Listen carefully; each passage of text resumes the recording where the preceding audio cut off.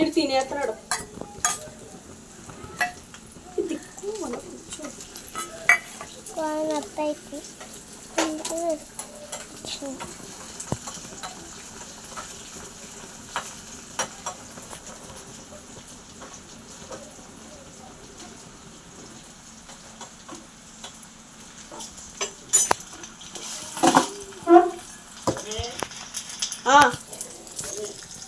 ఇందులో కావాల్సిన ఇంగ్రీడియంట్స్ అల్లం పచ్చిమిర్చి ఫ్రై చేసుకుంటున్నా కట్టుకున్నాను.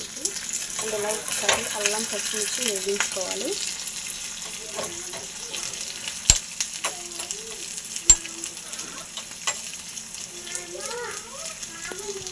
ఇంట్లోకి అయితే మిరియాల పొడి వేసేసాను, కొంచెం పసుపు, ఇంగువ, కరివేపాకు, పచ్చిమిర్చి, అల్లం ముక్కలు, జీలకర్ర వేస్తున్నా. ఇవన్నీ వేసుకుని ఒకసారి వేయించుకుని ఒకసారి కలిపేసుకుని ఫ్రై చేసుకుని మనం ముందుగా